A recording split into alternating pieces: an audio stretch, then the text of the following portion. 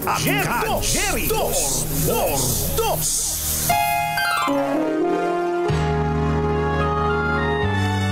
Kauna-unahan sa Pilipinas. NBC Manila Broadcasting Company. DZRH. Member, kapisanan ng mga broadcaster ng Pilipinas. Member KBP, oras! Eksakto, en punto. 6:04.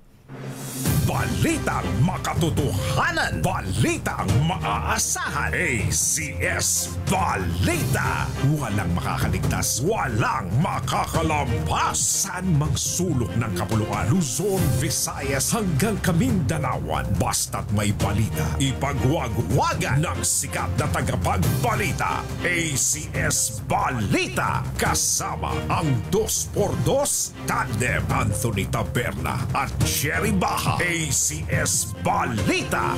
Ang programang ito ay hatid sa inyo ng ACS Manufacturing Corporation, ISO Certified, maker of world-class quality Pride detergent.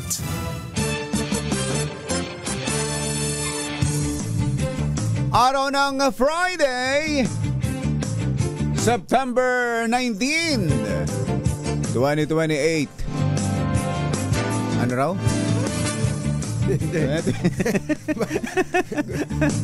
Tapos na ba yung presidential election? May bago na bang presidente?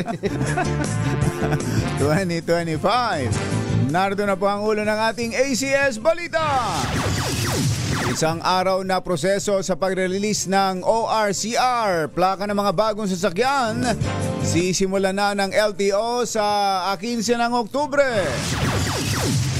Walang gutom kitchen ng DSWD, binisita ng Pangulong Marcos, pagpapalawak sa food banks, ipinag-utos. Senador Jinggoy Estrada, inabsuelto ng kontraktor. Biro ni Marcoleta sa senador, talagang safe ka na.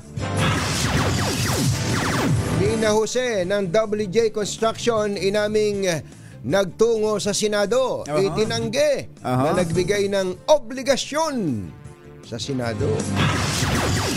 4 na alagang aso patay sa sunog sa Taguig. At human rights lawyer na opisyal ng PPA sa Palawan, itinumba sa harap ng kanyang bahay. Magandang umaga Luzon, Visayas, Mindanao. Good morning Philippines. Hello world. Kami po ang inyong mga tagapaghatid balita. Ito po si Anthony Taberna. Ito po si Jerry Baha.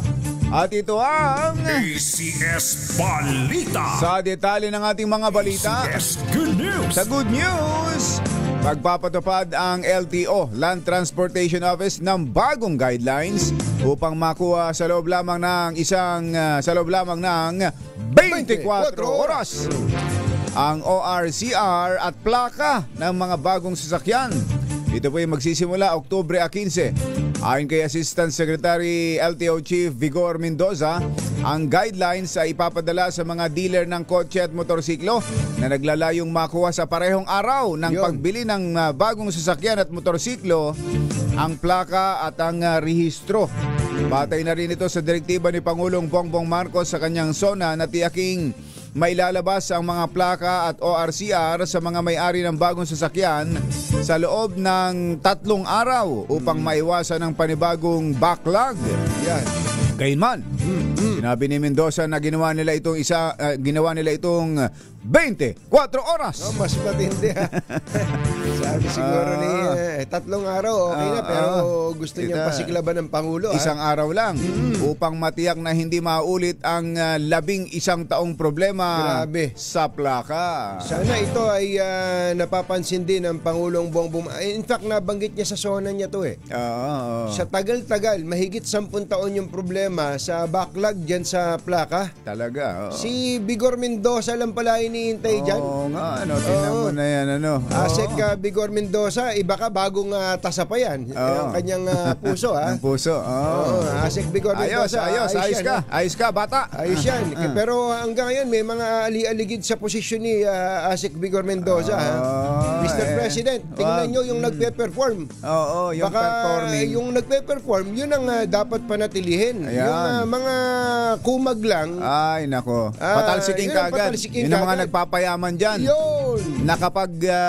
Nakakagalit yan. Nakakagalit talaga yung mga yan. Lalo na yung bumibili pa ng nako. Ay, grabe. Yung binanggit mo kahapon, kumbachero, talagang sobrang galit ko eh. Hindi ka nagngangalit, ha? Sobrang galit. Galit ko. Grabe. Biruin mong nakakahiya. Ito mga magulang at mga mahal na taga-subaybay. Nakakahiya. Biruin mong ang mga kano.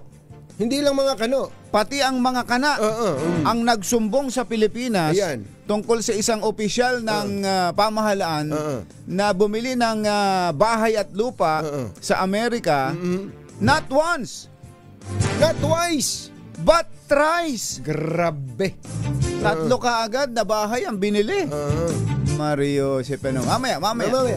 Didetalihin pa natin yung nakakagalit na yan. Galit talaga. Pero ito si Asek Vigor Mendoza, nakakatuwa.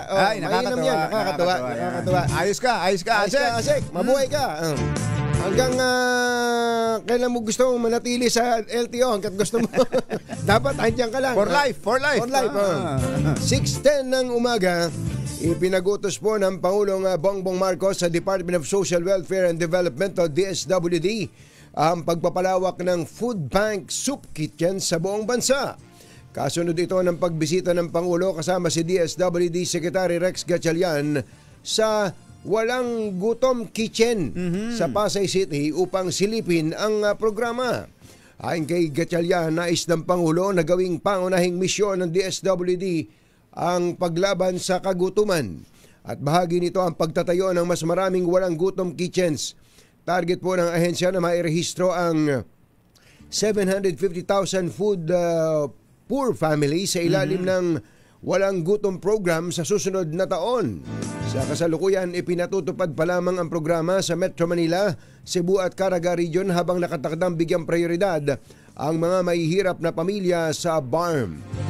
Ito ba yung pinag-uusapan natin, kumbachero, na yung mga naka-enroll o yung mga sumamang mga establishments dito, mga hotel, restaurants, pagka mararami naman, parang nagdadagdag na sila ng kanilang production at yung hindi naman yung sobrang tira na kinain na nung mga guest nila ang isasama dyan. Kundi yung mga, halimbawa, yung Buffett. Yung Buffett ba? Buffett. Buffett.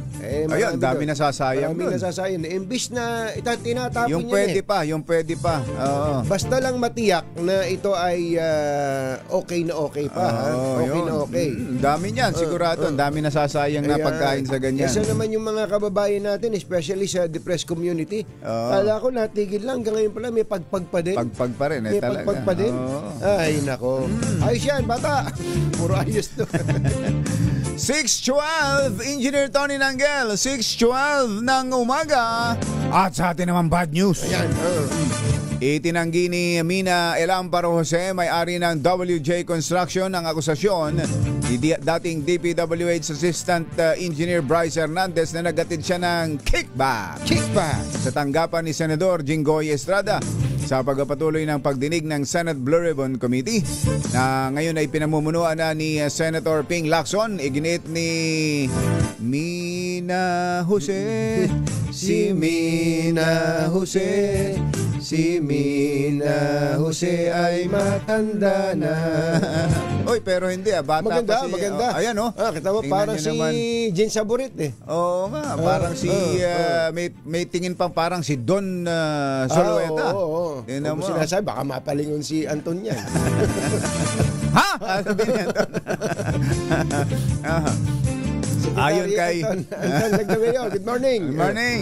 Ayon kay Mina Jose, hindi niya kilala si Senator Jinggoy at talong hindi siya kailanman nagatid ng pera dito at maging kay Engineer Hernandez. Dahil dito muling nagbiro si Senator Dante Marcoleta na may kasama pang pagtapik kay Jinggoy at sinabing talagang safe ka na.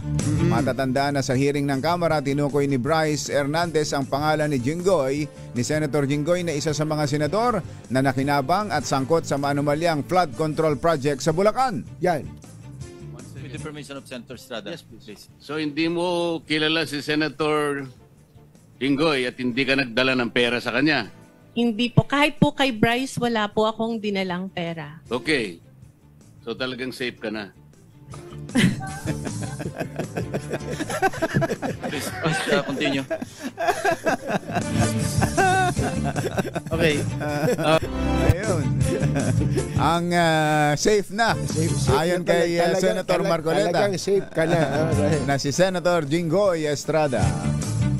Alas 6:14 na ng umaga, naimbag bigat kada kayo amin na po. Agreng kayon, gising na. Kinumpirma ni Mina Jose. Si Mina Jose. Siya pa rin.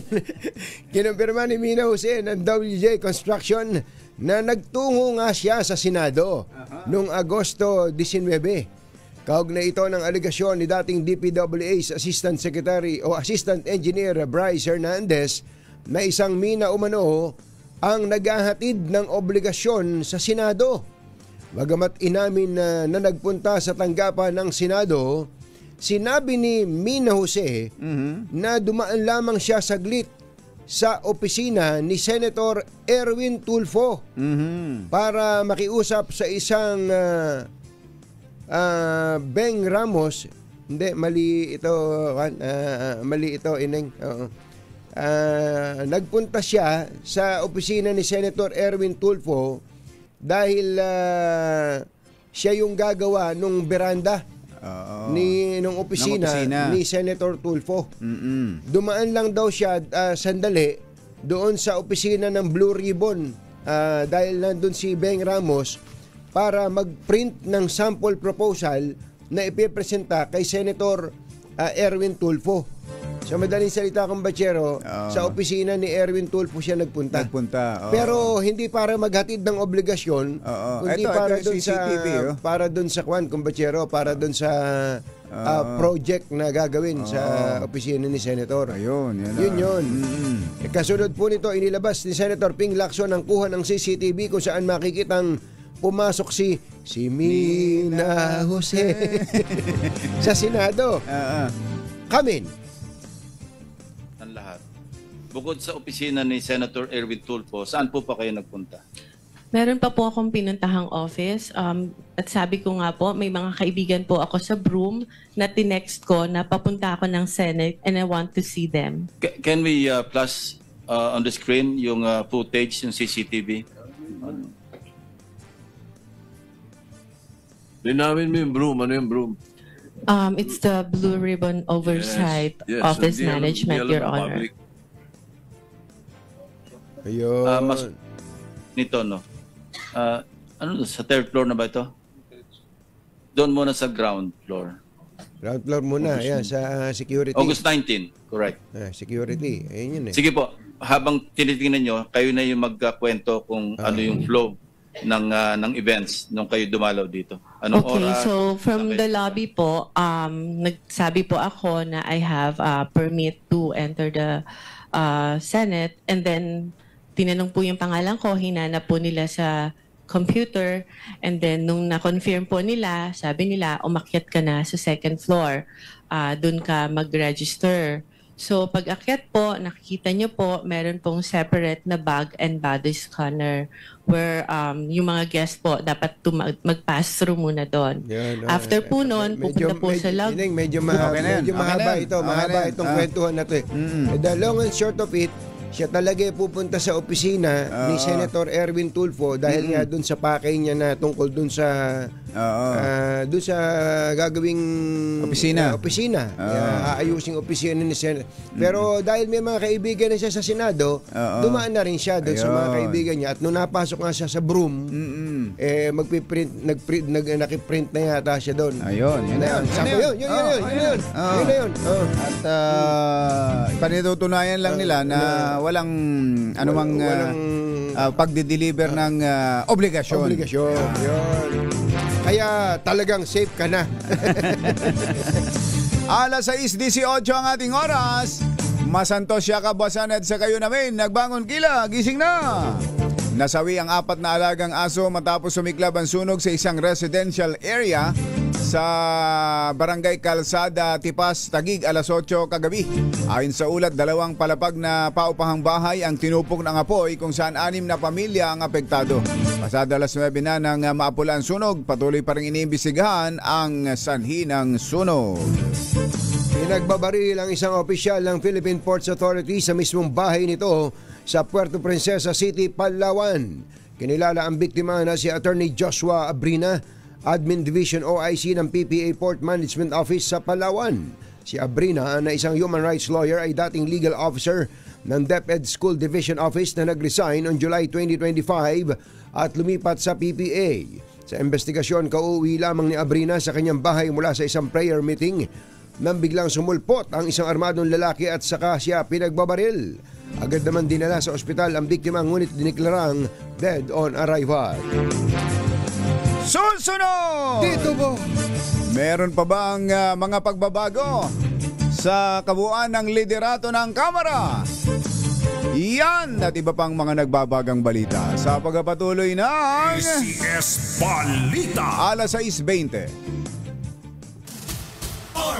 Hi! Maganda morning! Anong araw today, kumbachero? Today is Laundry Day Friday! Yahoo! At pag Laundry Day Friday, all you need is Pride washing machine detergent. May triple stain away formula, katanggal ang makapit, madikit, malupit na dumit mancha, kaya easy ang labada.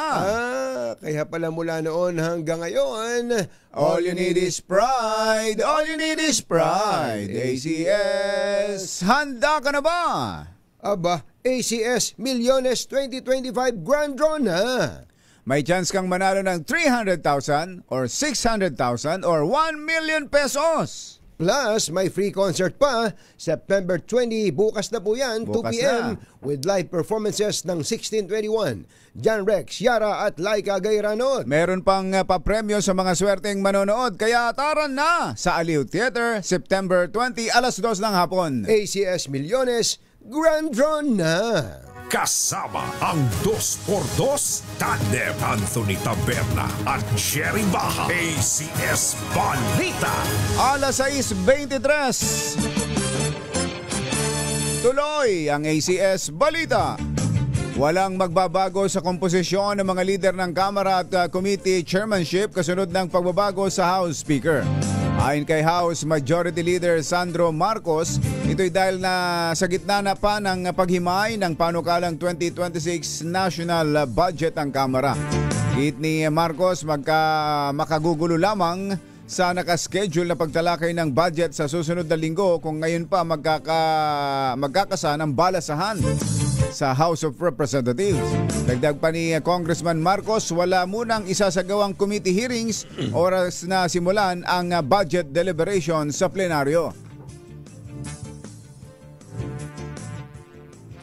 Nasa gitna po tayo ng budget. Kailangan natin ipasa ang pinaka-importanting batas ng ating bansa at yan po ay ang budget. So I don't think there will be any changes for now in the chairmanships or the composition of the leadership. Dahil lang, it's too disruptive to what we are going through. Si Congressman Sandro Marcos. Alas 6:24 na ng umaga, naimbag bigat kada kayo amin na po. Agring kayon, gising na.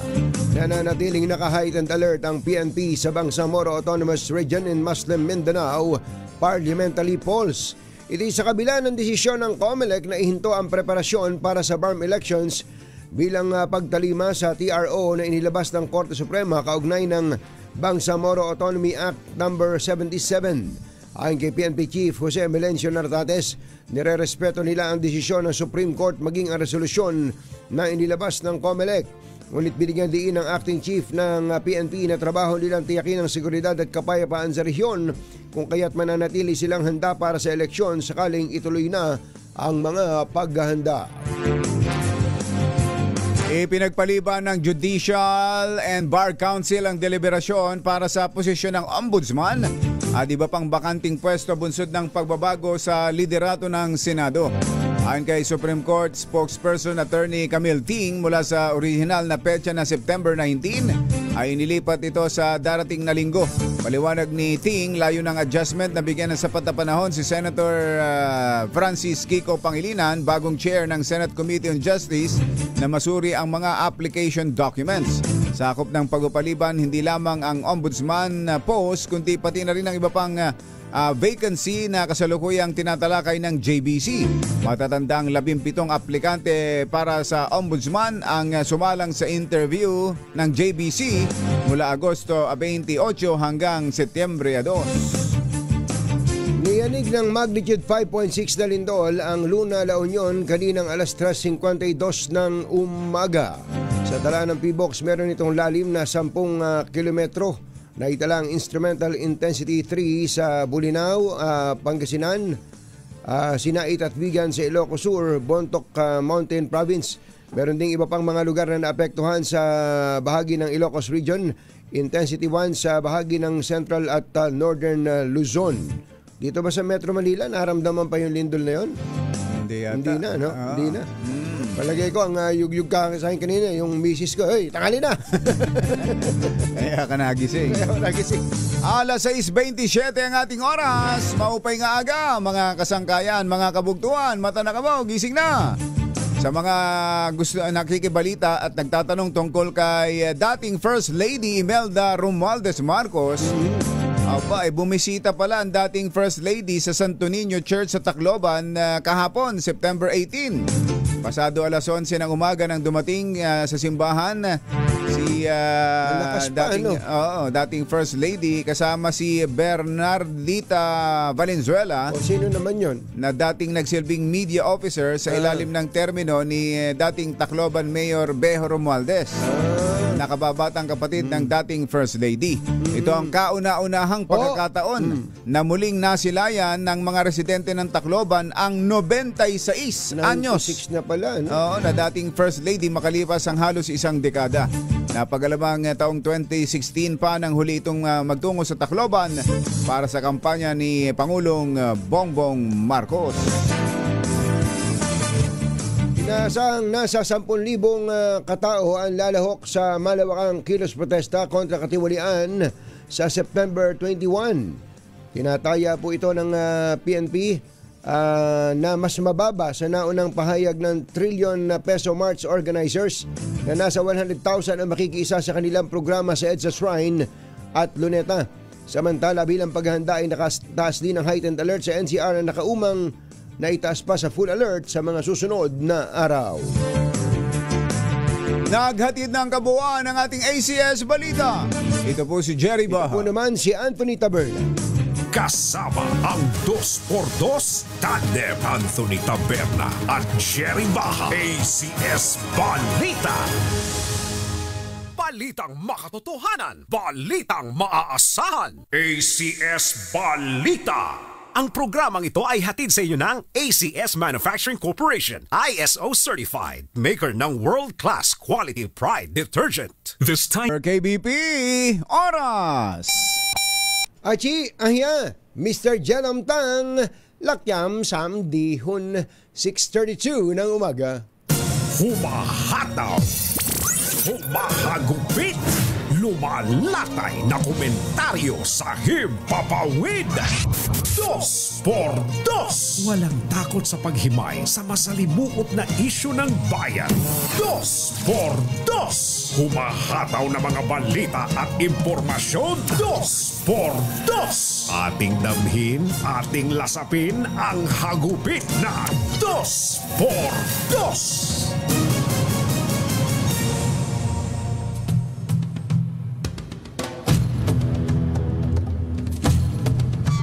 Ang mga insertions o pagsisigit ng pondo sa 2025 national budget ay nangyari sa Bicameral Conference Committee at hindi sa small committee ng Kamara. Iyan po ang kinumpirma ni Public Works Secretary Vince Dizon.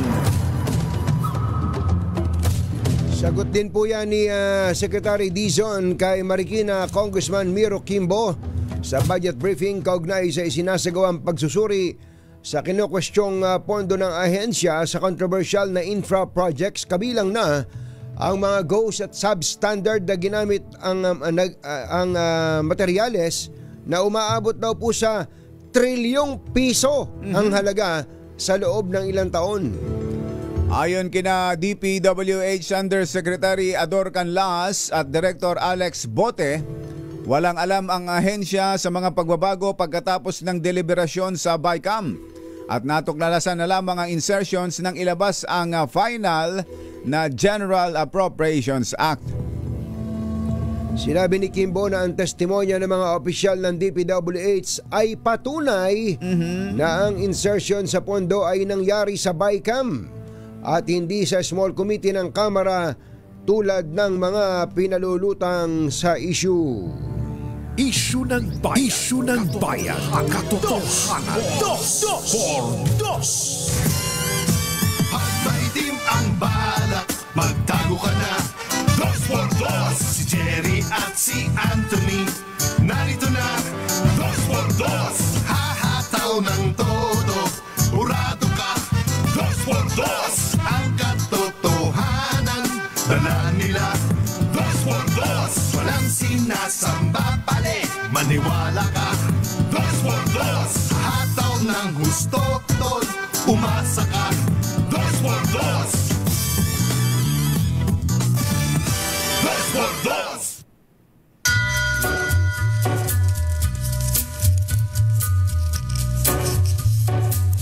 Hi. Maganda morning. Magandang umaga, bayan! Ito po si Jerry Baha. Ito po naman si Anthony Taberna. Muli pong sumasa inyo ang 2x2 sa umagang ito ng Friday! Yuhuu! Totoong Friday na ho ito. Ngayon ay September 19. Sana'y nasa mabuti kayong kalagayan. Walang anumang iniinda sa katawan. Walang ubo, walang sipon. Walang lagnat, walang sinat. Walang anumang pinoproblema maliban sa issue ng flood control. Ayan. Walang ibang dinaramdam kundi ang mga epekto ng mga mandarambong. Ayan.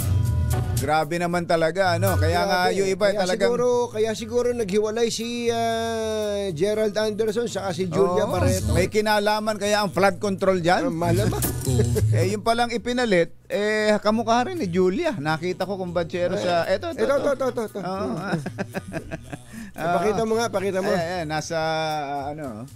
Ayan oh. Si Gretchen Barreto yan eh. Hindi, yung iba yon, yung nasa yung nakatayo, yung naka two-piece, ayan. Si Gretchen yung sabi no proof.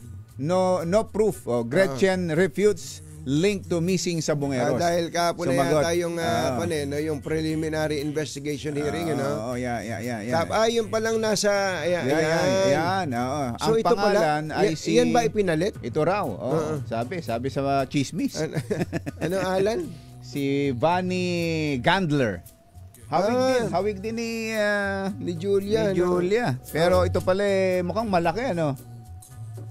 Parang malaking tao eh. Malaking babae. Saka sa apelido, Gandler, may parang imported, ano? Malamang, parang mga kanya siguro. Sinesenyas German ni... siguro yan, German. Sinesenyas parang, ayun. Totoo? Ginanon? Grabe naman. May picture ba yan? Video? May video. Volleyball player daw pala. Graduate ng Ateneo. At saan ito naglalaro? Anong team? Baka sa Lasal. Sa Ateneo Green Archers. Hindi, sa sa Signal daw, Signal. Sa kay MVP team 'yan. Anong laro niya? Forward? Hindi, sentro yan. Sentro. Matangkad eh. Basketball. Magkagulo-gulo na. Ay, teka.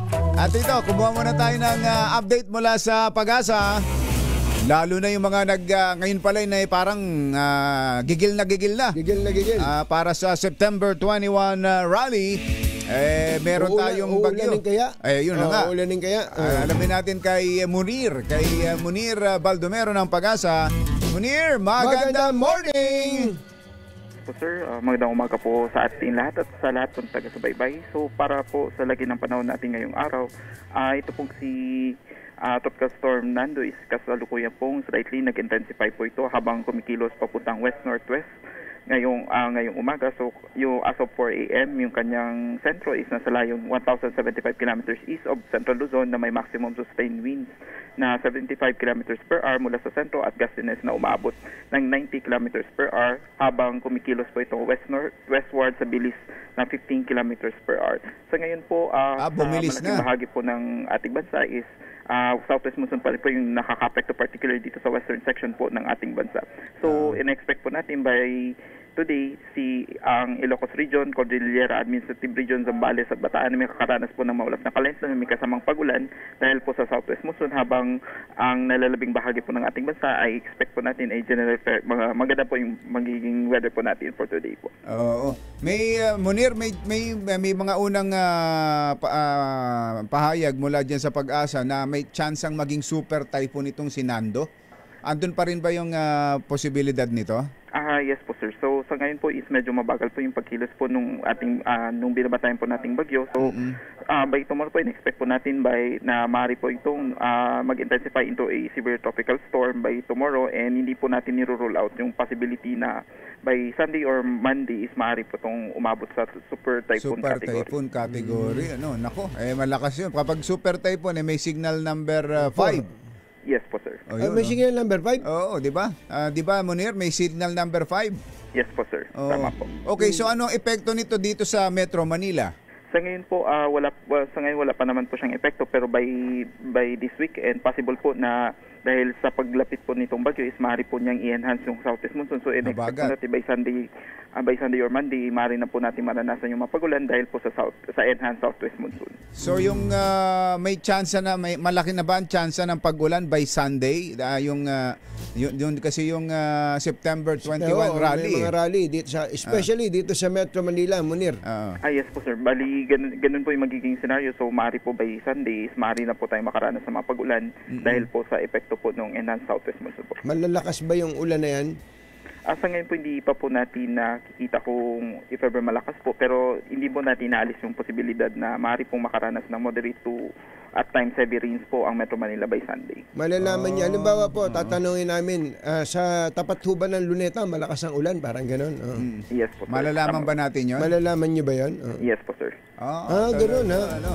Okay, pero ang makakaranas talaga ng malakas na hagupit nito ay Northern Luzon.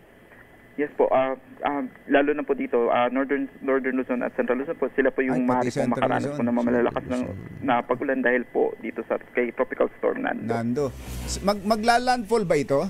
Sa ngayon po, sa base po sa forecast track po, so hindi po siya tatama sa anumang landmass dito po sa Luzon except po dito sa may area po ng Babuyan, pati Calayan Islands po. Ayun, doon pala sa extreme Northern Luzon ang daan niya. Yung bagyong si Mirasol, nakalabas na?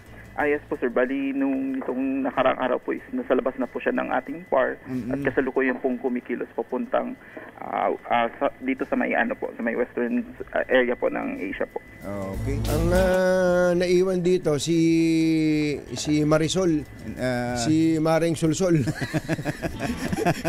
Si Maring Sulsol.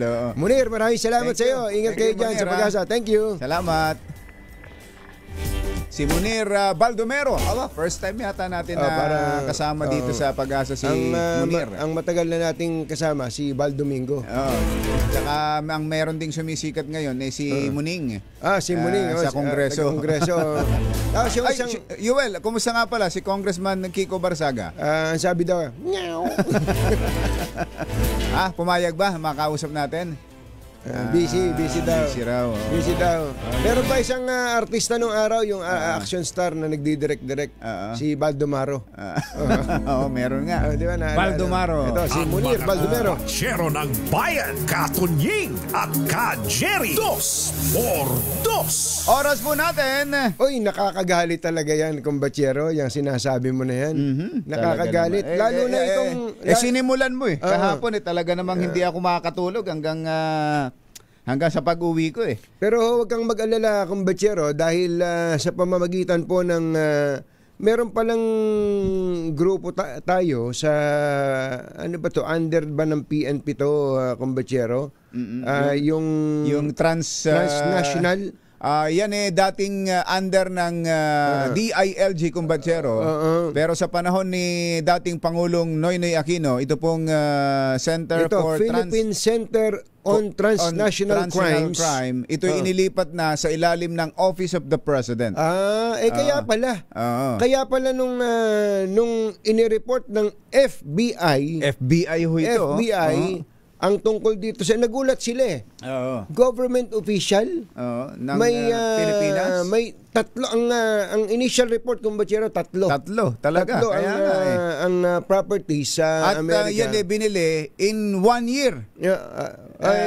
In the span of 1 year. Ganun? Yun pala yung nakarating na info sa'yo. Yun sabi. Isip-isipin nyo mga kababayan. Nakarating yan at teka, bakit ganito to? Kalami na ang pera nito. Dahil pera. Official ng gobyerno. Yan ang kainaman sa mga kaibigan nating Kano Hindi lang Kano. Pati ang Kana. Inireport po nila sa Philippine Center on Transnational Crimes at nakarating na po ito kay Pangulong Bongbong Marcos mismo. At ang Pangulo daw po ay galit. Talagang super galit. Ang Pangulo dito sa opisyal na ito mula sa Executive Department. Talaga. Humahawak po ng isang mataas na posisyon at isang abogado. Pambira. Hindi naman nag-iingat yan si attorney. Mukhang nagmamalaki pa, kumbachero. At sa katunayan... nakuha pang magmalaki. Sa katunayan, marami pala itong kapamilya na nandyan din sa kanilang departamento. What? Yeah! Pambira. Nepotism? Yes. Mga kung ilan yung biniling bahay sa LA? Tatlo. Tatlong anak din niya nandyan sa kanilang kagawaran. What? Talaga. Grabe naman to. Talagang kung sabi ni talagang kung ang flood control project sabi ni Senator Joel Villanueva ay nakapag-ngangalit. Ito ay talagang super galit din. Galit din ang dapat nating maramdaman sabagay, sa ganitong opisyal ng gobyerno. Pangulo we should all be angry. Ayan, dapat tayong lahat ay galit. Sa ganitong mga lumalapastangan sa pondo ng bayan. Meron pang isang incident. Hindi lang yung opisina niya. Tatlo kumbachero yung bahay, yung pamilya. Yung miyembro ng binibilang ko to 1, 2, 3, 4, 5. Tapos 6, 7, 8, 9, 10, yung iba kasi 11, mga pamangkin. 11. Pero yung direktang anak niya, 3. Grabe. 4 pa sana yan, yung asawa niya pinag-resign. Ba't naman pinag-resign? Na-involve sa extortion. Nag-extort ng 100 million? Nako. Narinig mo rin pala. Ikaw, kumbachero, yung mga...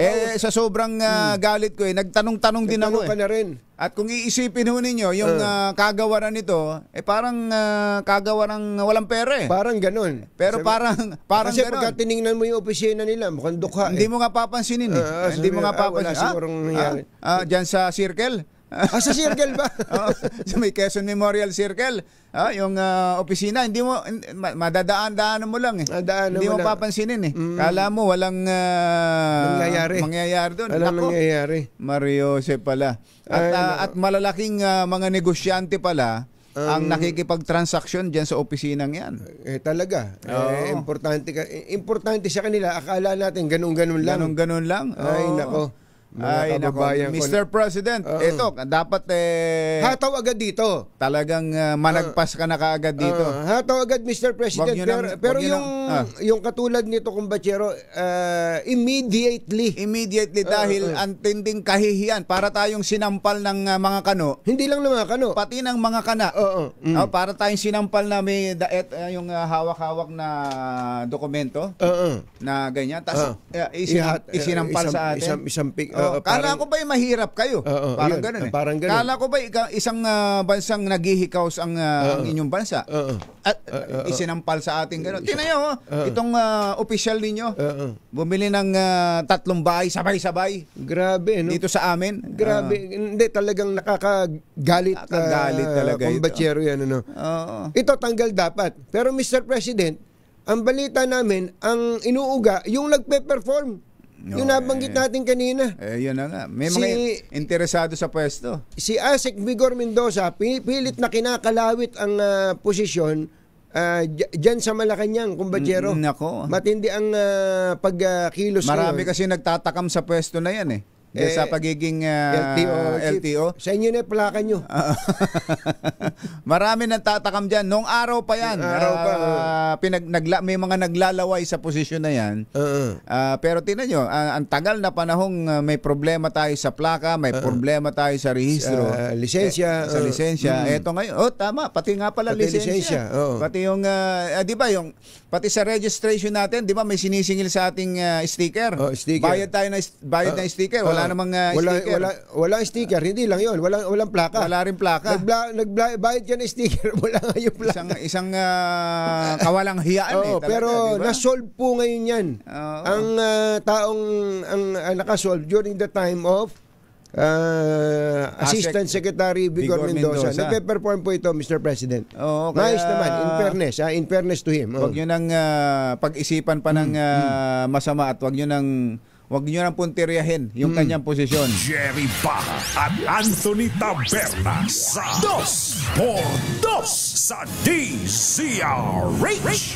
10 minuto na lang, 7:00 na. Kaya kung maitim ang balak, magtago ka na! Anthony Taberna, Jerry Baja, 2x2. Kumbachero. Ay, kumbachero. Nakita mo ba tong banner story ng Philippine Star? Yan nga rin ang babanggitin ko. Naku, ang ganda niyan. Secretary. Farm to Market Road projects up for audit. Banner story po ng Philippine Star. Ganda nito, Secretary. Secretary Kiko Chu Laurel. Baka nakatutok po tayo mga kababayan sa flood control. Ito pong farm to market roads na to. Naku, ang dami pong dito po sa.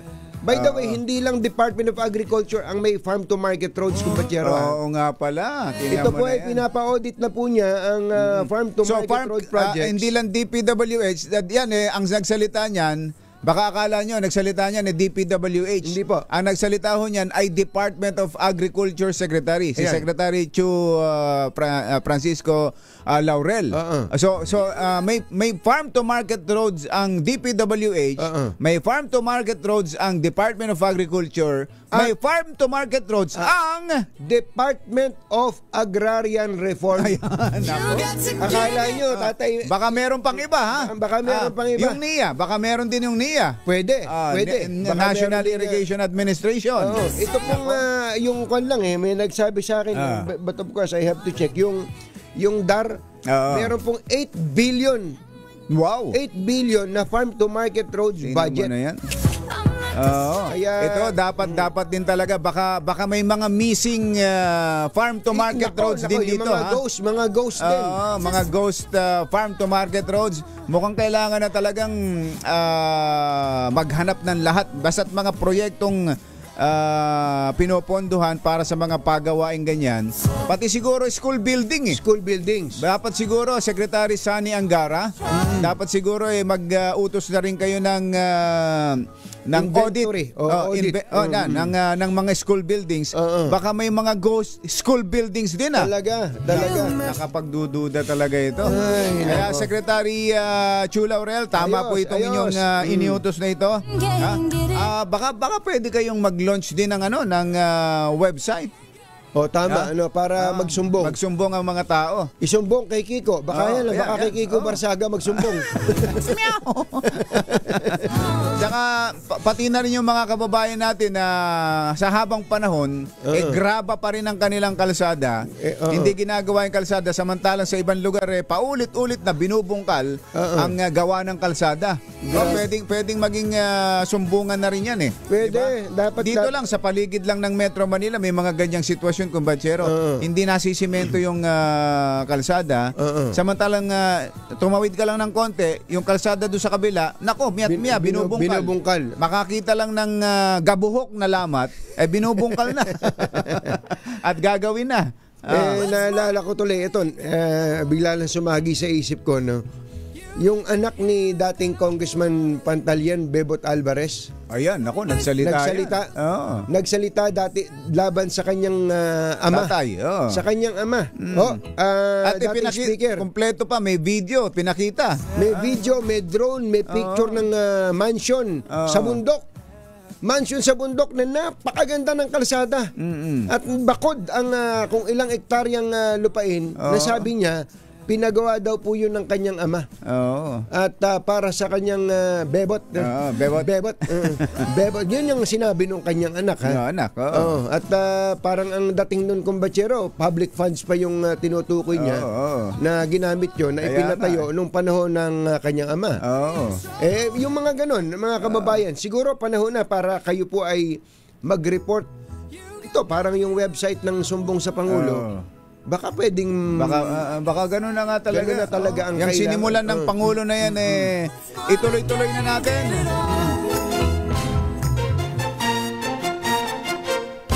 Katonying at Ka-Jerry, Anthony Taberna, Jerry Baha, ang samahang pinatibay na ng panahon. 2x2. Si Vice President Sara Duterte, sabi daw ni VP Sara, wala naman na bago. Diyan sa pagpapalit ng liderato ng Kamara. Dahil sila rin. Sila rin ang nagpalitan at kasamahan din nila.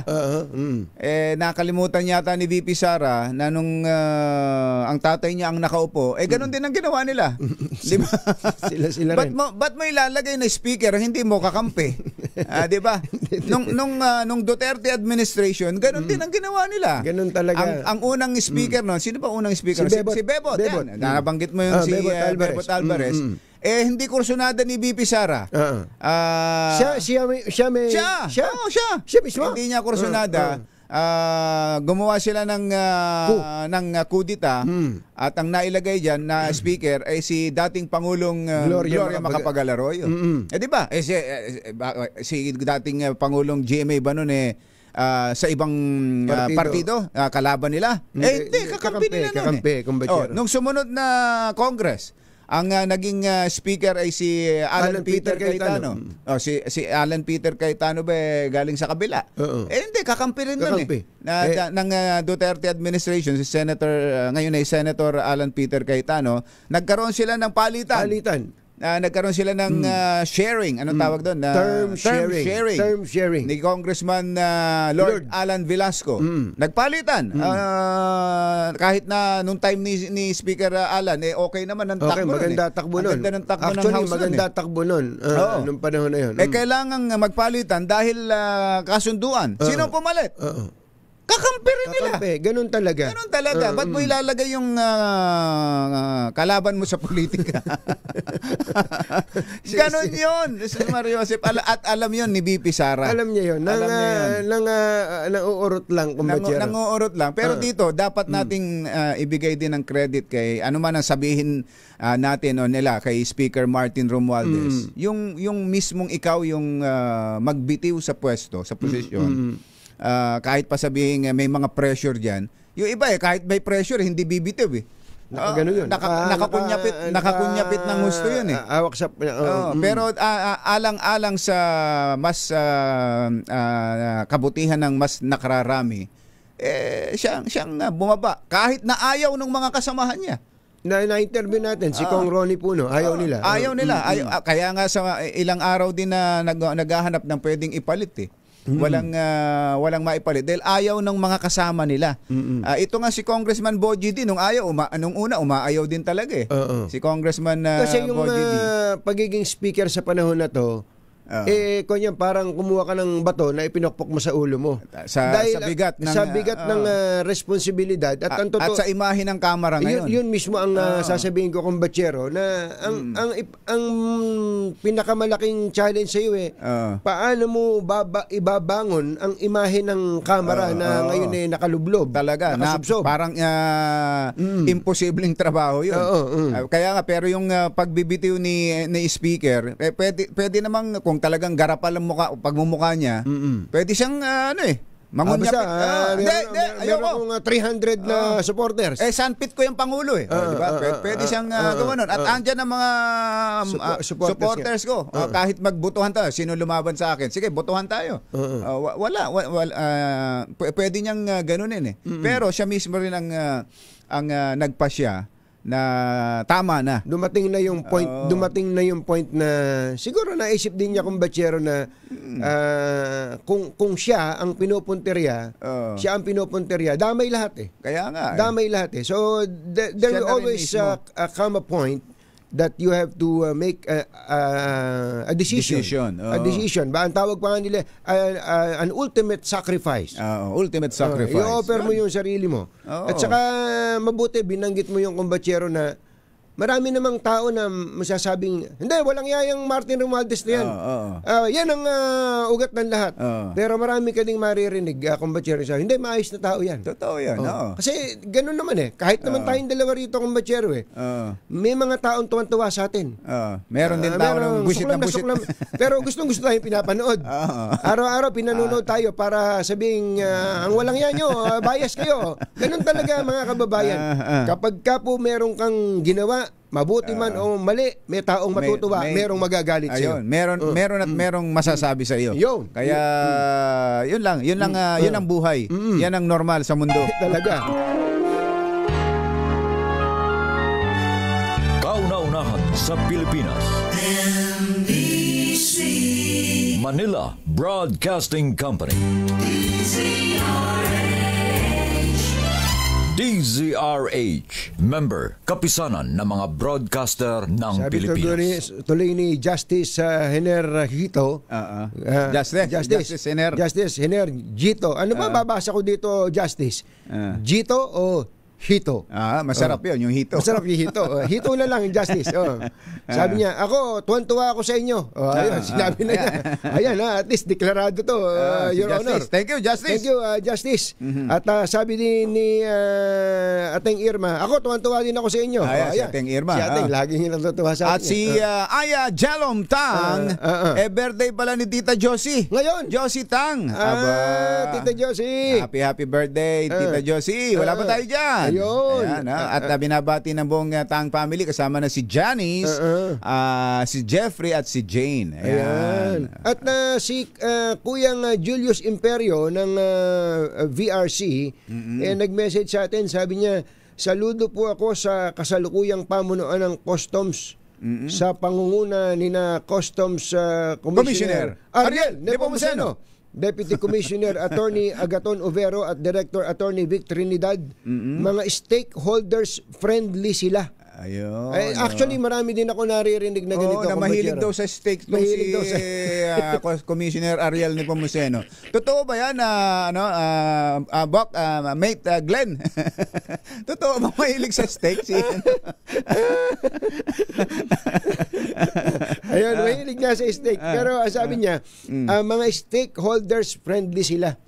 Hindi, yung naririnig natin kung Bachero na hindi katulad ng dati na, mga dating, hindi lang naman nung nakaraang administrasyon, kundi na mga dati pa. Imbis na pag-aani ng buhay ng mga importers at iba pang mga nandidyan, pinahihirapan. Para nga sa objective o layunin na mangulda. Yun na nga, gano'n naman talaga di ba? Pahihirapan ka para maglagay ka. Yun para maglagay ka. Customs Commissioner Ariel Nepomuceno. Ayan, may avid fan ka sa Congra- BRC Quezon City. Congratulations daw, sabi ni mate Glenn Agudo. Ayan. Tsaka ni Andy de los Reyes. Ayan. Oras natin. Mr. Jalom Tang, Chityam Kong Chithun Achi Ahya, 7:07 ng umaga. Balitang bagong-bago. Balitang dapat alam mo. Balitang magdadagdag ng talino. Dahil bagong impormasyon. Makibalita. Unang-una sa DZRH.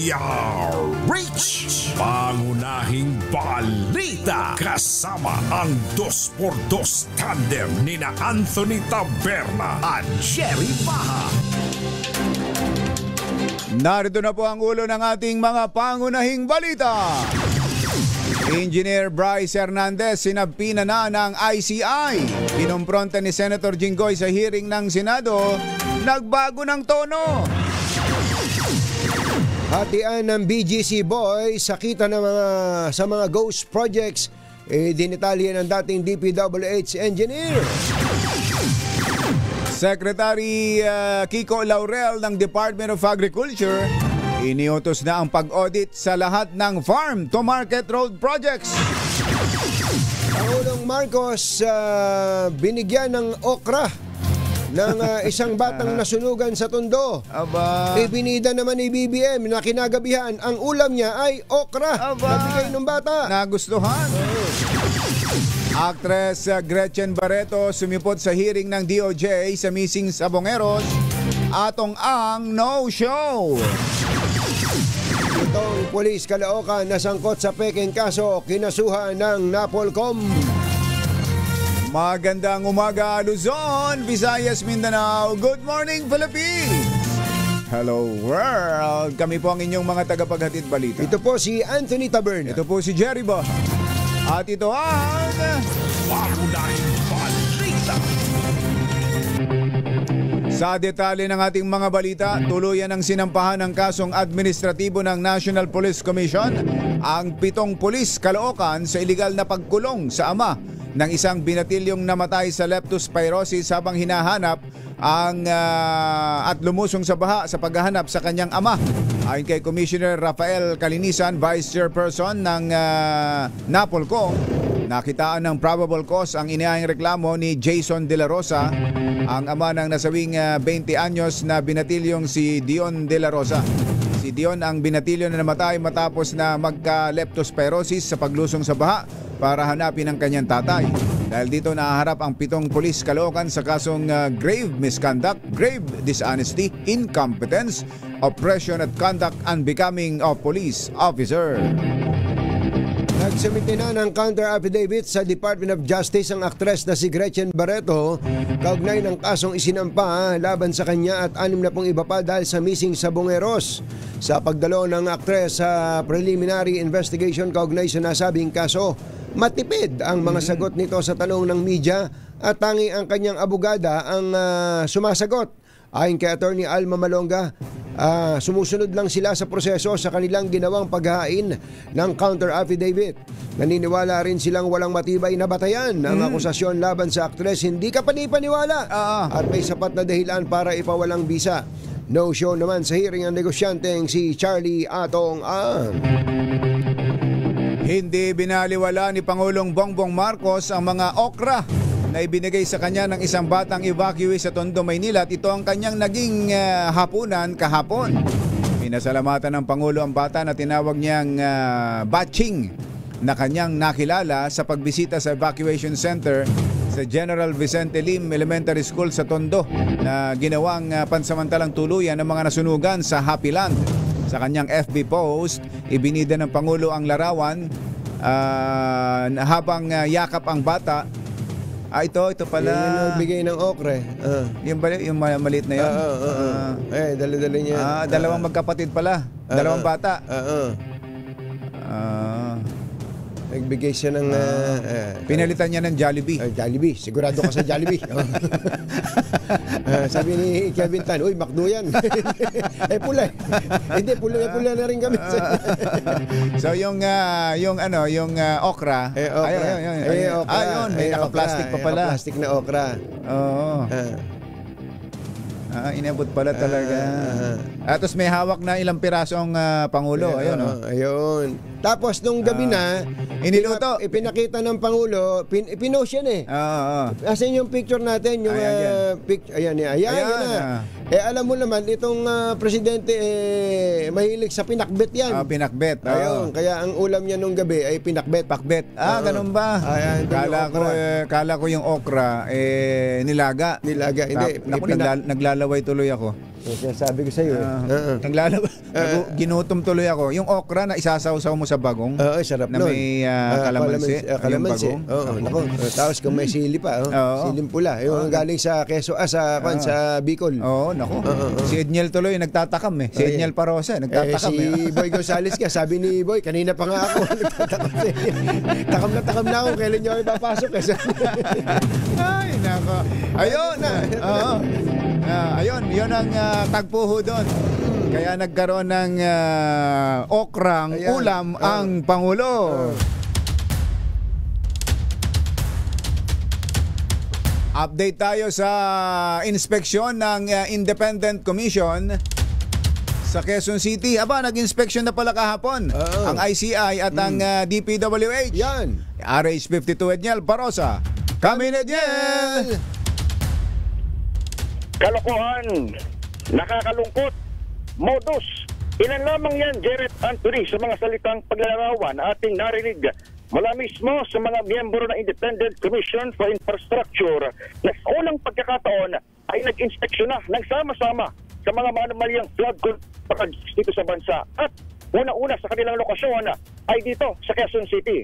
Narito tayo ngayon nakatayo sa bahagi ng San Juan River na sakop ng Distrito 4 ng Quezon City. Dito matatagpuan doon sa mga questionable proyektong ikinadismaya ng ICI nang malamang higit 10 ang face ng proyekto. Napakarami at kalokohan daw, sabi ni former Secretary Babe Singson. Maliban sa dami ng face, ang pangalan nitong proyekto sa San Juan River capacity enhancement. Pero kung mapapansin nyo dito sa aking likuran, Jared Anthony, papakita ko lang saglit.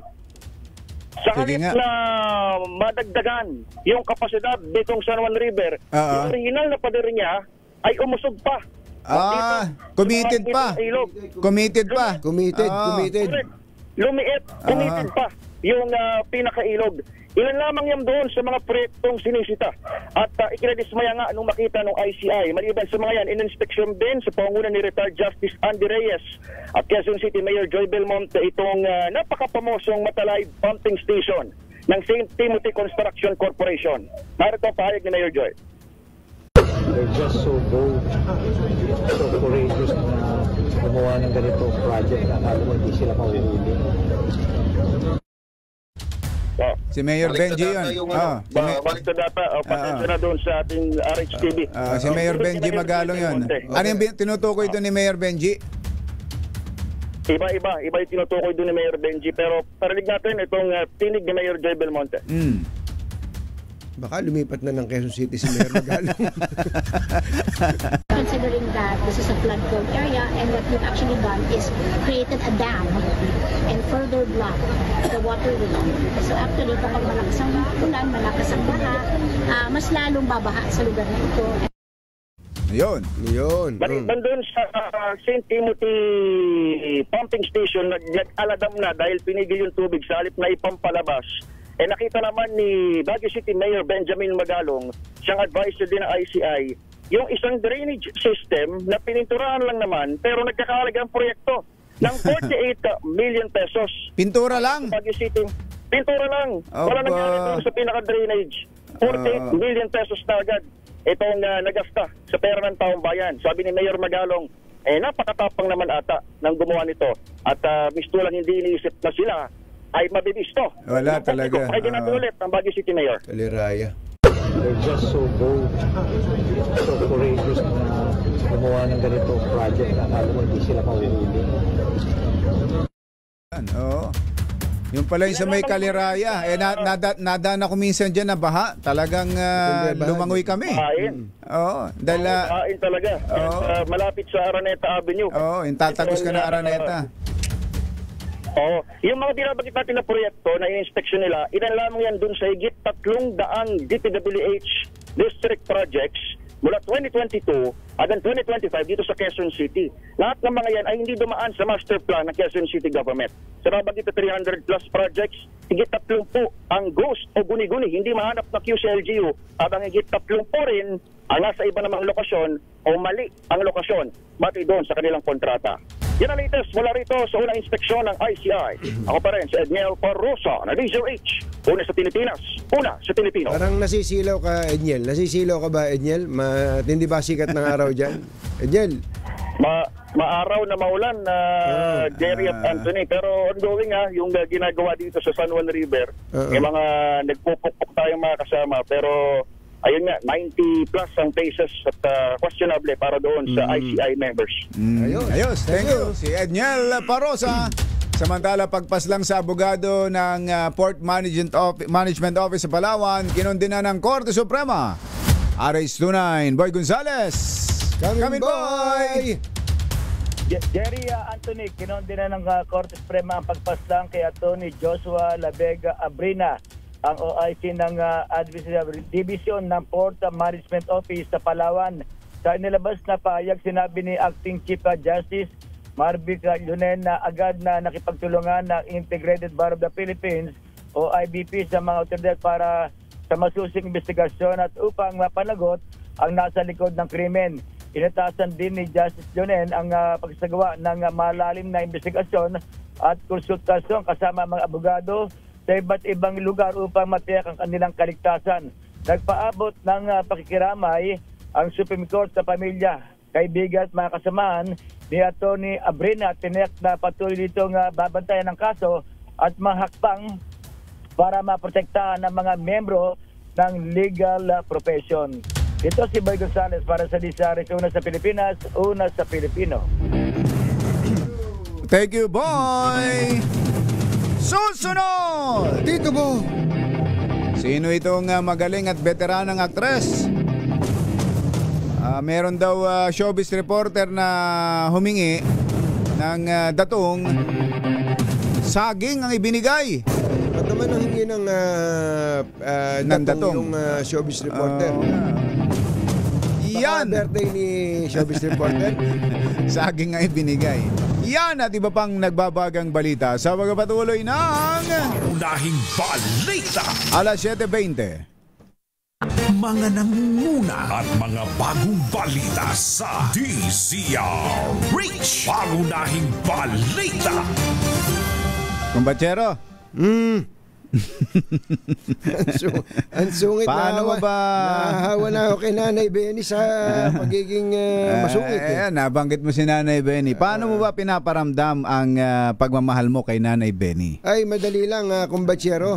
Ang gagawin ko lang sa kanya, ipagtitimpla ko lang siya ng smoothie gamit ang N Plus Gold. Ayun. Masarap na, nutritious pa. Tama, kaya kahit mahina na ang panlasa ni Nanay, hindi niya mapapalampas ang creamy vanilla flavor ng N Plus Gold. Lalo na pagka ginawa mong champurado o frozen dessert, swak na swak sa panlasa. May laman pa, soy-based, lactose-free at puno ng sustansya. Available sa Mercury Drugstore at iba pang leading drugstores nationwide. Iparamdam ang tanda ng inyong pagmamahal with N Plus Gold.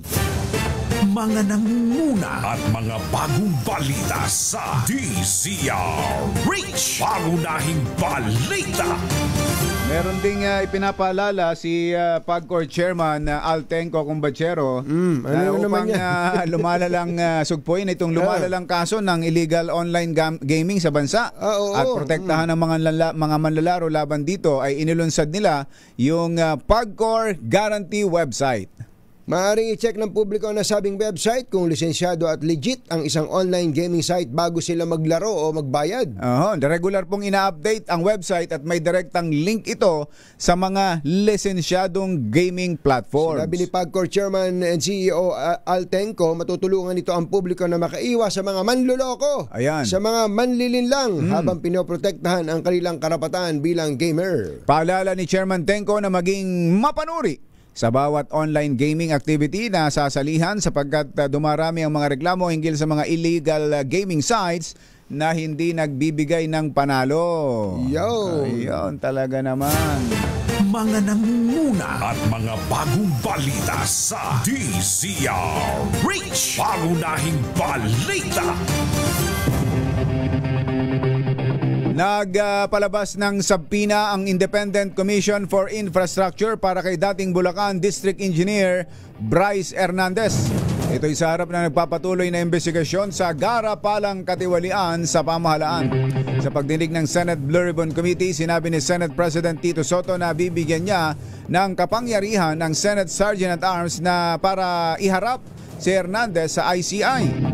Payo ni Soto kay Hernandez, magsabi na lamang ng katotohanan dahil ibaan niya ang investigasyon ng ICI sa pagsisiyasat ng Senado. For the information of Mr. Hernandez and for the public, I just received moments ago a subpoena ducis tecum for you, for your records and your subpoena testificandum from the Independent Commission. You are set to testify to them. So I suggest you collect your thoughts, tell the truth, because the Independent Commission is a different story from in aid of legislation that we are doing here. I already received the notice, and I will write an authority for the Sergeant at Arms to bring you to the Independent Commission inquiry. Senate President Tito Soto, itong si Bryce Hernandez ay humihingi ng tawag doon, piyansa. Gusto hong makapagpiyansa sa Senado. Humihingi ho ng pahintulot na siya ibigyan ng... Dapat diningan nila ng piyansa, 1 billion na siya pansamantalang palayain para daw makakalap siya ng kanyang mga ebidensya. Para doon sa kanyang mga sasabihin pa. Pero ito ho'y hindi pinayagan. Iginiit ni dating DPWH Assistant District Engineer Bryce Hernandez na hindi niya inakusahan si Senator Jingoy Estrada na tumanggap ng pera na may kaugnayan sa flood control project. Ito yung makaraang komprontahin siya ni Estrada sa naging pagdinig ng Blue Ribbon Committee kahapon. Ayon kay Hernandez, hindi siya ang gumawa ng akusasyon dahil mismong si District Engineer Henry Alcantara ang nagbigay sa kanya ng naturang impormasyon. Mr. Bryce Hernandez, hindi tayo personal magkakilala. Do you confirm? Yes, Your Honor. Ni minsan ay hindi po ako tumawag sa iyo, nag-text message sa iyo, nag-message. Tama ba? Yes, Your Honor.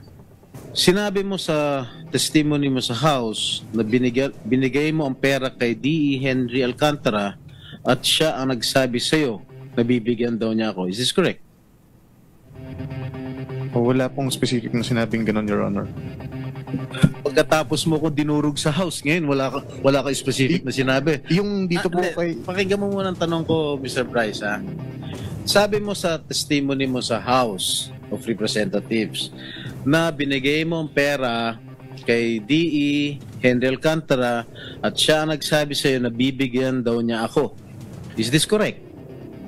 Tungkol po dun sa 2025 projects, opo. Okay. Samantala, humarap din sa pagdinig si Mina Jose. Si Mina Jose, si Mina Jose, si Mina Jose ay matanda na. Si Mina Jose ng WJ Construction na itinuro ni Hernandez na umani tagadala ng kickback kay Senator Estrada. Itinanggi ni Jose na personal niyang kilala si Estrada at iginiit na hindi siya nagpunta sa opisina ni Senator Estrada at wala siyang dinalang pera sa sinuman sa Senado. Right now, you were saying na hindi mo ako kilala, hindi ka nagpunta sa aking tanggapan. Correct? Yes, Your Honor. So lumalabas talaga na wala akong kinalaman kung ano man ang transaksyon niyo ni Bryce Hernandez. Am I correct? Yes, Your Honor. There, 1 second. Ayun na. 1 second. With the permission of Senator Estrada. Yes, please. So hindi mo kilala si Senator Jinggoy at hindi ka nagdala ng pera sa kanya? Hindi po. Kahit po kay Bryce, wala po akong dinalang pera. Okay. So talagang safe ka na.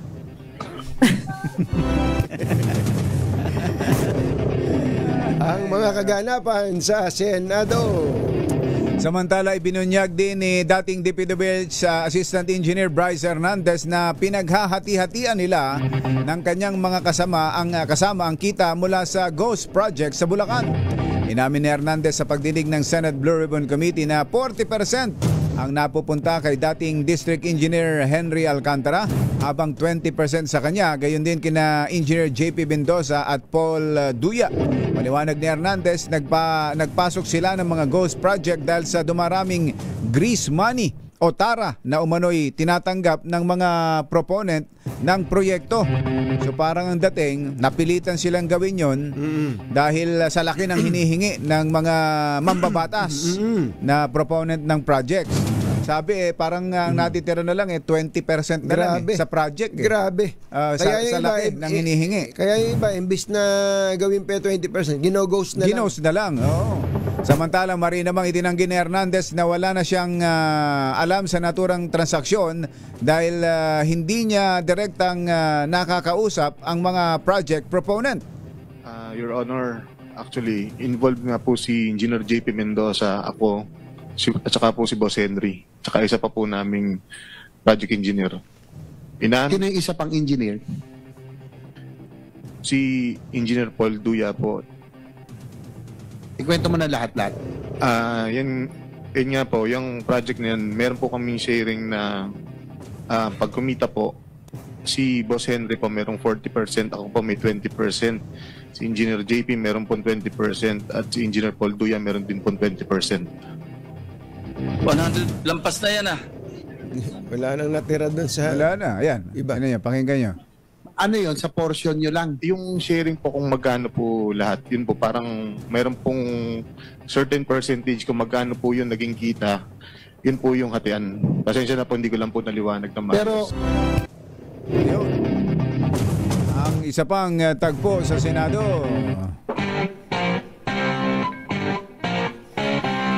.7:34 ang ating oras. Kanina nabanggit natin na baka may mga ghost school buildings din. Meron kayang audit na gagawin ang Department of Education. Nasa linya natin, Secretary Sonny Angara. Secretary, magandang morning! Magandang umaga, Ka Jerry, sa lahat ng nakikinig sa DZRH. Apo. Ay, Seksani, dyan ba sa DepEd? Kanina, ang Department of Agriculture magpapacheck na ng farm to market roads. May audit sila. May audit sila, baka may mga ghost din doon.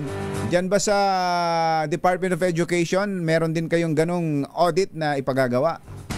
Opo, meron kaming nakikita na hindi na complete. Hindi naman totally ghost, pero yung hindi tinapos. Parang turn over na, hindi kompleto yung classroom. So, hindi nagagamit yung ibang classroom. Hindi tinapos yung project? Opo. So, turnover, tapos hindi siya nagagamit dahil hindi fully completed yung paggawa ng classroom. Paano po yun? Matagal na to, yung iba. Pero, ang nasabi sa akin, ang na-report sa akin, yung lagpas 1,000 yung mga classroom. Ay, grabe. Jesus Mario. Lagpas 1,000 classroom ang itinurn over nang hindi tapos? Opo. Well, hindi siguro, hindi ko alam yung rason dahil iba-iba siguro ang rason. Mga kinukulang ng pondo or hindi sapat yung pondo, pero hindi magamit yung classroom. Ito, yun ang importante na dapat kumpletuhin yung paggawa nun. Oo. Pero meron po ba, Secretary, na tinurn over pero accepted at binayaran ng kumpleto? Well, yun ang titignan namin kung nabayaran talaga siya. I think kalat-kalat yan. So, iba-iba siguro yung request nun. Kasi ang intindi natin, pag itinurn over, completed. Di ba, Secretary, pag ganon? Tapos babayaran na. Opo, meron ganun, pero tinatanong ko, meron akong nakita sa ibang probinsya na parang tinurn over pero hindi na pinturahan, walang kuryente. So, yun, kailangan kumpletuhin namin yun. So far, ang audit nyo, ang resulta, more than 1,000 classrooms po ang ganyan sitwasyon. Nationwide po ito, Secretary? Opo. hindi siya na-complete. So, kaya hindi nagagamit. Opo. Sa kasalukuyan po ba, sino po ba ang nagko-construct ng classrooms para po sa DepEd, Secretary? Yung DPWH din ho. Siya nagpapabid. So, sila rin pala. Binibid ng DPWH tapos mga contractor din ang gumagawa. Sila rin ang pumipili ng contractor, ano? Pag ganun. Pinapabid nila. Opo. Pinapabid. Ano papel ng DepEd lang? Kung sila rin po ang nagbibid? Yung pondo kasi nasa budget ng DepEd. Pero meron nilalagay for the last few years, merong mga tinatawag na special provisions sa budget na tanging si DPWH lang ang magawa ng classrooms. Na yun ang pinapa-iba sana namin sa Kongreso for 2026 na sana bigyan ng flexibility ba yung budget namin na pwedeng ibigay rin sa local government units para mas maraming classroom ang magagawa. Ayun. So, ulitin natin yun, ha? Para sa inyo, hindi lang DPWH dapat ang gumawa, kundi pati na ang LGU. Mas maganda sana, Katonying ka, Jerry, dahil parang nakikita namin bumabagal yung construction ng school buildings itong nakarang dekada. Siguro, dahil sa dami ng ginagawa nila. Sa dami ng ginagawa, parang hindi naging prioridad yung paggawa ng classroom. So, sabi namin, marami namang local government unit, mga lungsod, mga probinsya na may kakayanan at maaring magbigay rin sila ng pondo, idagdag namin yung pondo namin. Parang may counterparting system na kami at maraming magagawa, malaking school building. Ayaw ba ninyong kayo na, DepEd, total nasa inyo yung budget, kayo nang magpabid, di ba? Hindi ba pwede yung ganon? Pwede siguro pag mas maliit at saka hindi gaano ka technical yung mga construction dahil ngayon nakikita natin hindi tulad ng nakaraang dekada na may two story. Ngayon parang meron ng 5, 6 ang papuntang 10-story classroom. Medyo hindi namin expert yun.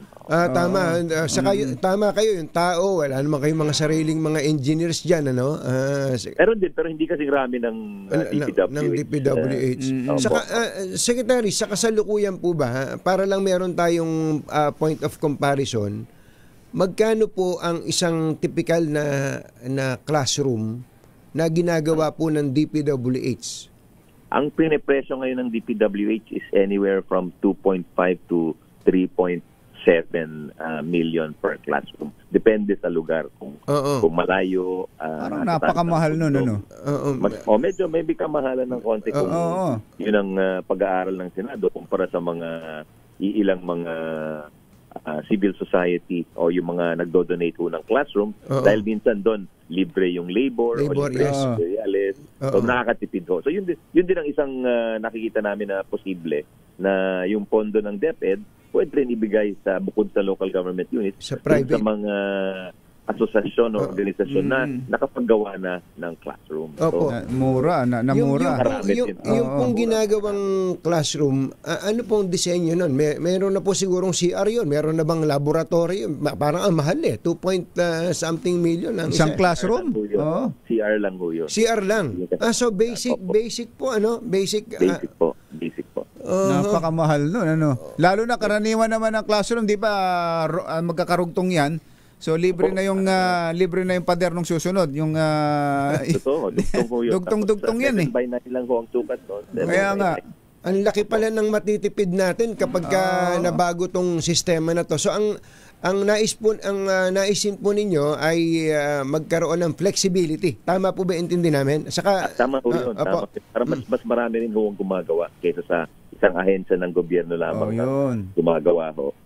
Sabay-sabay ho. So, pwedeng nagko-construct rin ho tayo sa iba't ibang lugar, sa bawat rehiyon, sa bawat island group po ng ating bansa. Sa ngayon po ay ang nakikita ko rito, nababasa ko, nasa 165,000 ang classroom backlog po natin. Secretary, tama ba itong numero na to? Tama ho yun, Ka-Jerry. Tama ho yun. 165,000. So, sa taon po na to, backlog. Gaano kadami ang inaasahang maitatayo? Well, ang naka-budget sa taong to parang nasa 4,000 plus. Naku po. ang nasa budget po ng DepEd. Uugod-ugod na pala yung anak natin hindi pa tapos yung backlog na yan kung gano'n lang kabagal po ang kakonti. Yun nga ho ang puntos natin, Katunying, pagka hindi natin iniba yung sistema natin, hindi natin masusolusyonan yan at lalaki yung pagkulang ng mga classroom. Hindi, meron kayong PPP, di ba? Meron kayong PPP na inilaunch, Secretary. First time naming narinig na may PPP ang DepEd sa classroom construction. Well, nagkaroon na ng 2 PPP nung panahon ni Brother Armin. Nakagawa sila ng 13 or 14,000. So, yung sa amin, mas parang gusto namin mahigit 100,000, 105,000 sana. Proposal sa laki ng backlog natin. So ulitin lang natin, Secretary. So far, wala kayong nakitang ghost school building. Ang nakita nyo lang ay mga substandard o incomplete na itinurn over ng mga school buildings. Opo, so parang hindi ghost, parang aswang yata. Mukhang aswang. Mukhang aswang. Ay, nako. Sa itsura. Nagagamit po. So, dahil hindi nga nakompleto. So, yun ang medyo gawin namin prioridad din. Hingi namin ng pondo sa Kongreso na for completion dahil yung repairs namin ngayon nakalagay naman doon. Kailangan pwede lang i-repair kapag tinamaan ho ng bagyo. So, ito natural calamity, man-made calamity ito, hindi tinapos. So, so next year po sa budget nyo, ulitin lang natin, ilan po yung classroom na gusto niyo ipagawa? Well, let's say maipasok ng DPWH dun sa costing nila na 2.5 na lower end tong costing nila. Siguro makagawa kami ng 4,800. 4,800. Katunying ka, Jerry. Pero tingin namin, pag dahil ang proposal naman, ang maganda dito sa nangyayari ngayon, ang proposal ng Kamara at ng Senado, ilipat yung ibang pondo mula sa flood control, ilipat na lang sa edukasyon. So, ibigyan ng pondo, dadagdagan yung pondo para sa classroom, para sa mga computer. Ayun, talagang maraming matutuwa kung mangyari ko yan. Eto, may mga pinadala raw na pictures ang DPWH. Merong school buildings na isang floor lang, may 2 floor. Merong hanggang ito ilan to? 1, 2, 3, 5 floors siguro. 4. So ganito na talaga ang mas kailangan multi-level school buildings na Secretary para sa space. Yung ibang lugar, wala na kung tinatawag na buildable space, wala nang lot. Yung ibang eskwelahan, sisirain muna yung lumang classroom bago makapag-construct ng mas mataas. Yan ang problema dyan. Kaya siya kaya siya nagiging mahal kung badyero. Nagmamahal. Pero yung naalala ko po, Secretary, nung senador pa kayo, lagi ikinukwento to ni FMD, ni former Senate President Franklin Drilon. Yung partner niya yung federation. Mura lang yun. Federation of Filipino-Chinese Chambers of Commerce. Parang libo-libo na rin ang nagawa nila through yung pondo ni Senator Frank nung araw. At yun ang gusto namin isama rin sa proposal dahil sila ay construction business yung tao dyan. So, at saka meron silang chapter sa iba't ibang parte ng bansa. So, meron silang mga network na nakakamura din sila. So yun, kung pwede, kung papayagan ng budget, dahil batas din po yung budget, pwede niyang i-authorize yung pagbaba ng pondo sa local government unit, pero pati na rin sa mga established na may kapasidad gumawa ng classroom tulad ng federation. Noon yata, Secretary, yung kinukwento ni FMD parang 500 lang. Parang mga 500,000 lang, mga 500 to 700,000 lang eh. Kasi nga one floor lang. Tapos single detached. Tapos dugtong-dugtong, kaya ganon. At saka hindi na binilang yung materials dahil dinonate din. Ganun po ba? Kaya pala. So ngayon multi-level na talaga dapat kailangan. Yung ibang materials dinonate po nung komunidad, local government unit, tapos may libreng labor, so nakatipid talaga. Okay, Secretary, sa mga teachers naman, may mga dagdag ng sweldo ang mga teachers. Happy na mga teachers. Entry level ngayon kung batsero ng teacher 1. Nasa 30 na yata. May get pa. Tapos mayroon ng additional budget for additional teaching positions.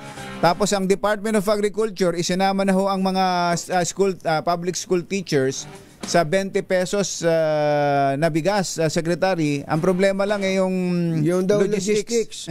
Secretary. At ano po yung problema? Yung logistics, yung paano ma-deliver o paano madadala sa mga teacher. Ako naman tumulong ang DepEd dyan sa DA. Papasalamat kami kay Presidente at kay Sec Kiko. Napakagandang programa itong 20 peso rice na talagang matutuwa talaga yung mga pamilya ng ating mga teachers. Kwan po, baka pwede ka ako, ang gawin na lang sa bawat eskwelahan na lang ibagsak no? Pwede po yun. Pwede lalaki naman ng mga elementary kulang daw sila sa truck. Baka ang DepEd maraming truck. Na pangakot. Maraming tao pero kulang sa truck. Bahala lang mag-aakot niya si Yusek Try. Si Yusek Try na bahala dyan. Maraming kargador. Dagdag ko lang ka, Jerry Catunying. Meron din hong hiring ang DepEd. Dahil utos ng Pangulo na huwag pahirapan yung mga teachers, yung mga admin officer at saka project officer tumutulong sa pag-ayos ng mga gamit, pag-file ng mga papeles, pag-ayos ng pag-repair ng mga kagamitan. Magkano ang sweldo niyan? Parang 15 to 20,000. Hindi mataas dahil entry level pero mataas naman yun. Parang minimum. Admin naman. Mas mataas ng konti. Mas mataas ng konti sa minimum. Yun. Ang malaking bagay. Paano po yan? Ano ang gagawin? Baka may mga interesado sa atin, mga nakikinig. Yung nagpa-file ng papeles ng eskwelahan, yung mga profile ng mga teachers, yung mga pinafile na report. Kayang-kaya na yun. Dali lang yun. Clerical. Hindi naman kailangan ng PhD o master's degree. Secretary, may nagrereklamo pa lang kaibigan ko na dati siyang nagtuturo sa private school. Nalipat siya, nag-apply sa DepEd bilang elementary teacher. Sabi niya, ba't ba ganyan si Secretary Sani Angara? 6 na oras na ako pumapasok. Yung mga teacher pala ngayon, mga 6-7 oras na lang pumapasok. Hindi katulad sila dati. Daw kasi inaabot ng mga 10 oras, dati minsan maghapon. 11 hours pa, wala naman dagdag na sweldo. Yan ang gusto ng ating Pangulo, na may oras na ating mga teacher para mag-enjoy ng kanilang buhay, dahil feeling niya dapat mas enjoy nung teacher yung trabaho niya para makapokus siya dun sa pagtuturo. Yan ang gusto ni Pangulong Bongbong. So, tama po ba yun? 7 hours na lang 6 or 7 hours? Ang teaching 6 hours ho talaga. 6 hours? 6 hours. 6 hours. So, pagka lumampas ho doon, medyo kailangan ng may overtime, kaya kailangan ring hindi na masyadong kawawa yung teacher kapag lumampas doon. Yun ang nakikita namin, nawawala yung boses niya. Kaya pala, mga teacher ngayon, nakikita ko nagiging aliwalas na mga mukha. Masasaya mga teacher. Nagti-TikTok na nga. Para makuha ng matandang dalaga. Secretary, salamat po. Dalas-dalasan natin ang kwentuhan, especially sa mga magagandang balita sa ating mga guro at mga estudyante. Ako'y nagpapasalamat sa inyo sa oportunidad, Katunying Jerry. Maraming salamat po. Thank you so much. Secretary Sani Angara, Department of Education. Pangunahing balita. 10 minuto na lang, 8:00 na. Kaya kung maitim ang balak, magtago ka na! Anthony Taberna, Jerry Baja, 2 por 2. 2 por 2. Ay! Uy, birthday pala ni Miss Joseph Ander. Hey, Joseph! Si Joseph Ander, kaklase ko nung prep. Nung prep. May nabati ka, Joseph, ni Rico G. Ni Rico Gonzalez. Ay, happy birthday. Laban tayo dyan. At happy birthday din ulit kay Kuya Marlon Santos. Kahapon ay doon sa Katunyings nag-celebrate. Kasama yung mga tagapagturo sa SFM. At andun din si ARC. Kuya Arnel Canicosa. Ayan. Magandang umaga po sa inyo. Kasama natin yan, Kuya Dominic George, Kuya Arnold at iba pa. Thank you. Birthday din daw ni Michael John Valles. Sabi ni ating Irene Messina. Michael John Valles, happy birthday. Michael John Valles. Ayan, At itong si Kabien Quito. Kadarating lang. Kabien Quito, kadarating lang from Canada. nakatutok sa 2x2. Ayun. 24 oras. Ayun. Kuya Jerry at Ate Sally Espidillon dyan sa Nueva Vizcaya. Magandang morning. Ito yung mga laging nakasubaybay. Sabi nga ni ano to? Nasaan na yung pangalan mo? Si Mar Urucha. Si Mar. Ate Annabel Tapalya, magandang morning. Pinapabati yung mga taga-registrar dyan sa Quezon City, na lagi raw nakatutok 24 oras. Speaking of Quezon City, ito may nag-message sa atin. Hindi kaya magandang magsama talaga ng mga engineer. Itong sila Mayor Joy at Mayor Magalong kapag sila nag-iikot. Oo, nag-i-inspection. Tama, dapat talaga meron. Maganda rin tanong na to, yun daw bang master plan ng Quezon City sa flood control ay naka-harmonize sa National Master Plan. Oo, dapat sa buong at least sa buong Metro Manila. Man lang hindi, kasi hindi yung per city. Oo, dapat ganoon eh. Dapat talaga makabuo na tayo ng ganoon. Meron din siyang maganda rin itong tanong na to, kumbachero. Yun bang mga World Bank funded pumping station na ginagawa ay kasama din sa kino-question ng Quezon City Hall? Diyan meron sa marami Quezon daw City. yan eh. Marami daw ginagawang World Bank funded. Ibig sabihin, pag World Bank funded, kumbachero, matatalas ang mata niyan. Hindi pumapayag na kung ano-ano lang ang ginagamit ng pondo nila. Tsaka dumaan sa pag-aaral yung project. Kaya talagang kailangan para bang joint ang inspection na may mga engineers na magagaling. Tama, dapat ganun. Kawara kompleto tayo.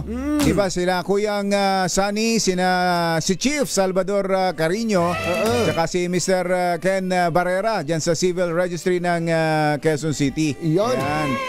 Yusek ES Jomar Canlas. Magandang morning. Si birthday daw ni Connie Lim tsaka ni Kelly Lopez and Melody Araga. Yusek Adrian Bersamin. Magandang morning. Si Kuyang Levi Santos. Magandang morning. Baka may mga kailangan ng ayusin sa inyong mga bahay tulad ng bubong. Buti na lang may bubong na maasahan. Gawa sa state-of-the-art technology. May aluminum na. May pintura pa. Na available na rin sa pre-painted tile span. Para sa eleganting bubong na matibay na makulay pa. Mag-Cherylum pre-painted ka na. Kaselo Lagmay. Ay, magandang morning. Sigurado Kaselo na energize ang inyong bawat biyahe sa all-new Cherry Tigo Cross HEV. Isa sa mga pinakaabot kayang hybrid electric vehicle sa merkado. Meron itong 204 horsepower at torque na 310 Newton meters. Ang all-new Tigo Cross HEV ang isa sa pinaka-powerful na subcompact SUV sa merkado ngayon. Secretary Art Tugade, sigurado panatag ang loob mo pagka ito sasakyan mo dahil itong all-new Tigo Cross na nakatanggap ng 5-star UNCAP safety rating. Ito pong Tigo Cross ay isa din sa napakadaming mga features na kagaya ng 14 advanced driver assistance system features, adaptive cruise control at 360-degree camera. Meron din itong wireless Apple CarPlay at Android Auto sa introductory price na 1,198,000 pesos lamang. At makakadalawang balik ka, kumbachero. Mula Baguio pa Maynila pa Baguio nang hindi ka nagpapagasolina. Tingnan nyo na yun. Sabi ko sa'yo. Balikan, Baguio, dalawang balikan. Makikita mo lagi si Mayor Benji Magalong. Ay, Tita Rosa Lara, happy birthday! Happy birthday! Tsaka si happy 80th birthday daw kay Nanay Tasing Bedyasay ng CAA Las Piñas. Pagbati mula kay James Quaton ng HRMBC. Ayan. Ay, happy birthday din kumbachero kay Ferdinand, malapit na kasi September 21, kay Ferdinand Molyanida. Prof. Happy birthday. At saka kay Rafi, kay Ramir Taberna Pangilinan. Happy birthday! Bye! Happy weekend! Damdaming bayan! Susunod na! Chill it out.